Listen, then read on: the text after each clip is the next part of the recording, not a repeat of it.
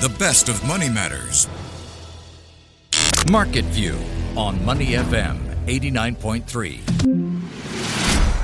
That's right, you're listening to Money FM 89.3. Time now for Market View with me, Chua Tin Tian, where we take you through how the Singapore stock market closed for the day, the biggest movers, sectors, and of course the companies to watch. But as always, a quick recap of some key movements for today. Singapore shares bucked the regional trend as Asian markets fell hard on the back of US President Donald Trump's Liberation Day tariffs. Now, the country, Singapore, imposes no tariffs on US products under the US-Singapore Free Trade Agreement and was only subject to the baseline 10% rate. So the Straits Times Index was relatively little moved, falling about 0.5% shortly after the open. Now let's take you through the closing numbers. The benchmark STI closed marginally in the red as well, dipping just 0.3% at 3,942 points.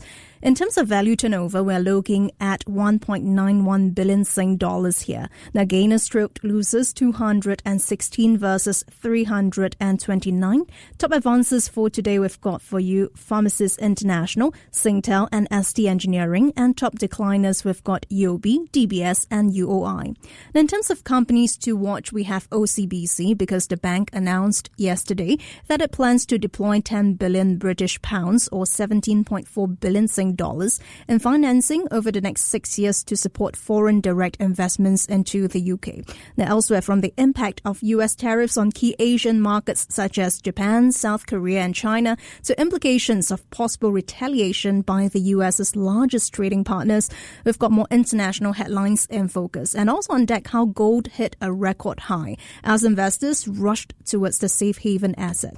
Now, lots to watch, and joining me on the line is David Chow, Director at Azure Capital. David, how are you? Hi, Nintyan. Hi, everyone. I'm doing fine. Indeed, there's a lot to be discussed today. Yeah, a lot to unpack. So let's start with the U.S. this time around and tackle things one at a time, in particular with U.S. President Donald Trump's Liberation Day announcements. I mean, we're looking at universal tariffs of 10% for all American imports on top of higher tariffs for certain countries, which we'll dive into later. But just looking at futures on Wall Street, when I checked at about 2:45 p.m. Singapore time, S&P 500 futures down 2.96%, Nasdaq futures down 3.5%. How did investors react to the news? Was it more aggressive than previously thought, or were markets expecting more given the earlier reports like 20%? Right. Because different countries were hit with different rates, so it's difficult to generalize as a whole on whether we feel it should be lower or higher overall. So perhaps we can discuss our expectations versus what have happened for major countries. For a start, China with the 34% tariffs on top of the 20% levy already announced, bring the total to 54%. This number alone is definitely above our expectations, as we were only expecting an additional 15%. Or 35% in total instead of 54%. So, likewise, coming to Southeast Asia, countries with a stronger manufacturing foothold, such as Vietnam, faces some of the higher tariffs at 46%, Thailand 36%, and even Japan is 24%. So, and for Vietnam and Thailand, we had only expected them to be slapped with a 15 to 25% tariffs. And surprise, surprise, how many countries in Asia have FTAs with US? It's only South Korea and Japan, and South Korea and Singapore. And yet South Korea, I think was slapped with a 24% tariff, similar to that of Malaysia. And but I mean, we understand the South Koreans were running a trade surplus with the US, hence the tariffs. But we are only expecting, an amount of just 15 to 20%. And you are right. As you said earlier on, Singapore runs a trade deficit with the U.S., and because of the U.S.-Singapore Free Trade Agreement, meaning the threat of reciprocal tariffs is low. It's low, but still a 10%, on us. So with the above alone, do I think whether the U.S. was more aggressive than expected? I would say yes. And when you said whether the markets were expecting more, do you mean the stock markets? I mean, if yes, I guess stock markets have priced in, prior to the announcement, so the magnitude was somewhat better than expected. Okay. And looking at Asia today, right, David, most markets plummeted. Japan's Nikkei nosedived 4.3% shortly after the open. Hong Kong's Hang Seng down 1.3% then. Even Australia, which is slept with that 10% baseline tariffs, it fell close to 1.9%. Kospi down 2.3%. Now, what are the wider implications then of Trump's tariffs on the region and also regional equities? Last month, I think in March, it has been the worst month, for stocks since September 2022. And, this month, April, is supposed to be the second best month, for the U.S. stock indices seasonally. So, when U.S. stock indices are performing well, we could, see the same, likewise, for this part of the world. So I'm now beginning to wonder whether we will see April, for this month, 2025, whether we could see a repeat of, what has transpired seasonally. So I'm really worried about this. So on tariff implications, tariffs, apart from it being country-specific, it's also sector-specific to a certain extent. So if you look at, Malaysia, which faces 24% tariff from the U.S., this higher tariffs, does not cover, all goods headed for the U.S. Semiconductors are, some of the goods that have been exempted, from the 24% tariff. So the Malaysia tech sector, had a mixed performance today for individual counters, even as the tech index of Bursa Malaysia, I think fell 1.5% at the close. So since we are on tech, right, if we look at other tech companies such as vendors like Lenovo, Lenovo, they have about 17 to 18% of revenue derived from the U.S., which will definitely be impacted by the higher U.S. tariff.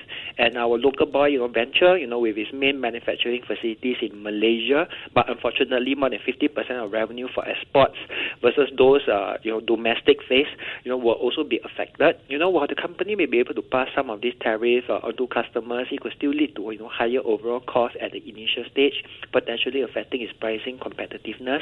And another local company, Aztec, I think has about 80% of its total revenue derived from its U.S.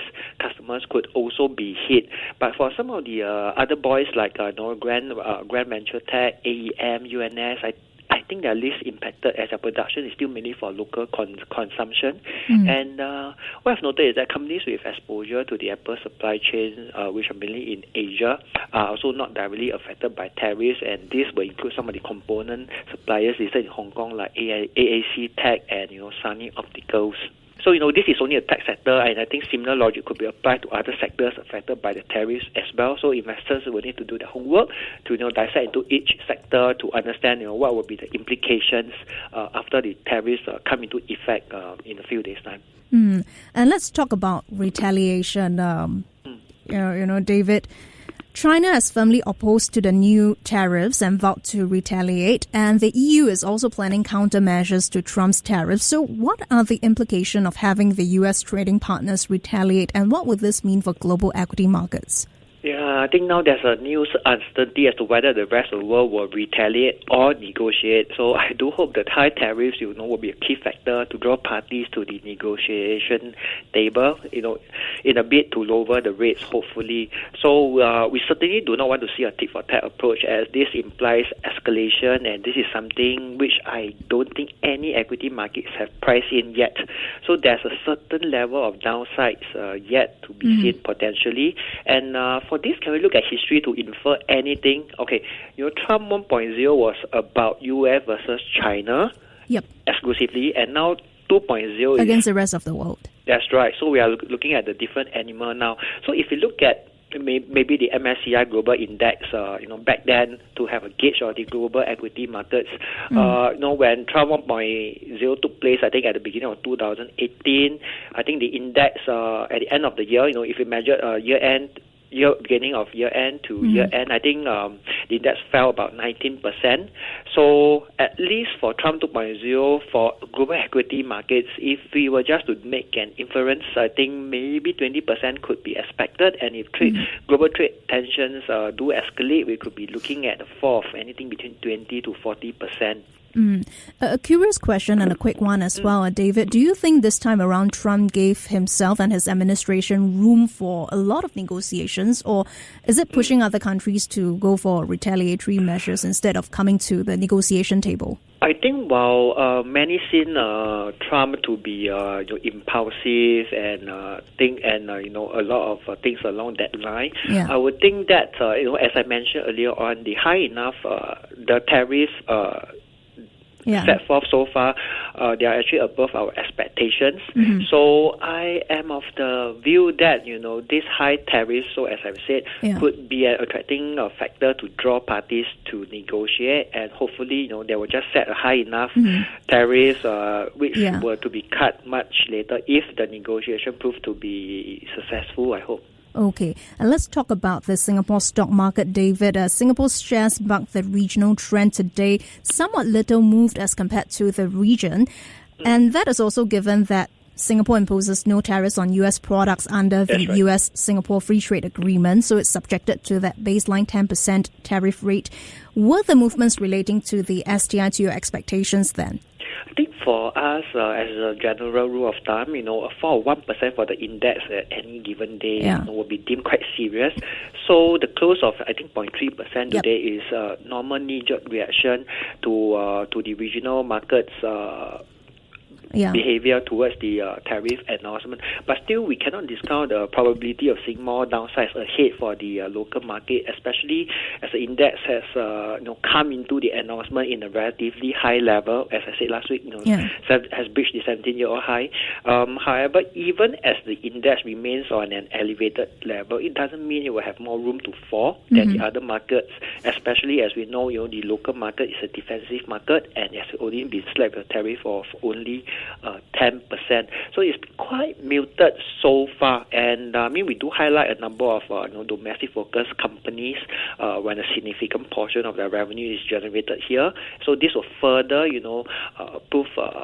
will further shield them from the proposed tariff. So these companies will include the likes of, Centurion, Comfort Grow, DFI Retail, Hong Leong Asia, ISO Team, iFast, Propnex, just to name a few.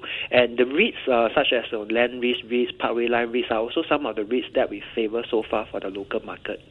And for stocks that could, be negatively impacted, unfortunately, we have to include the like of SATS, because of the air cargo volume decline. So there's a lot to watch out for, but for the Singapore market. But definitely, I think for most of them, they are quite shielded. And speaking of Hong Leong Asia, we spoke with its CEO, Stephen Ho, and the Under the Radar interview, it will be broadcasted tomorrow as well. So do tune into that conversation. But if you're just tuning into Money FM 89.3, we're now speaking to David Chow, Director at Asia Capital. Well, David, zooming in on some of the companies to watch right here in Singapore, we've got OCBC, the bank announcing yesterday that it plans to deploy 10 billion British pounds in financing over the next 6 years to support FDI into the UK. How significant is this for the bank if we look at price movements today, granted that it is also a busy day for markets? Yes.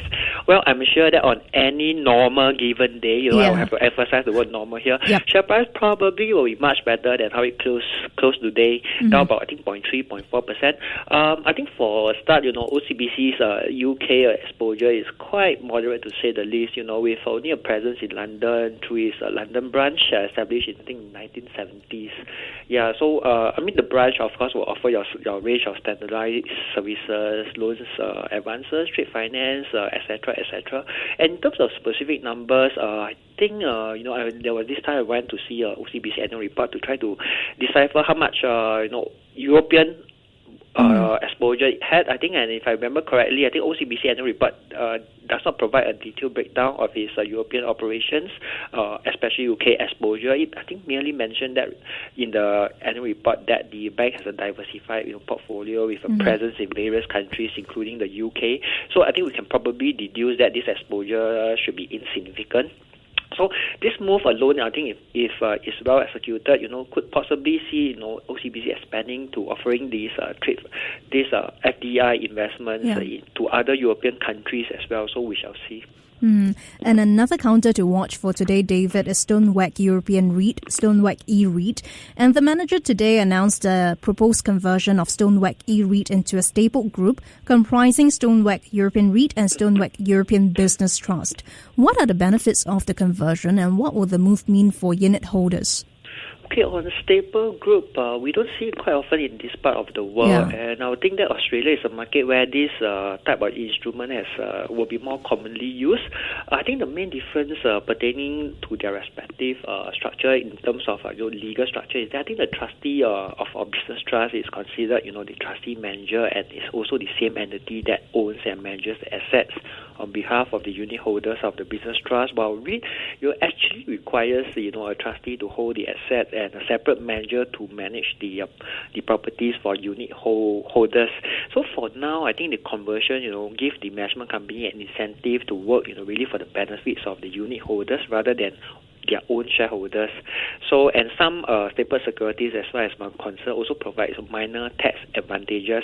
But on the other hand, the advantages of holding this type of conversion is that you cannot buy one without the other. So you have to buy, it's like buy one, you also get the other one.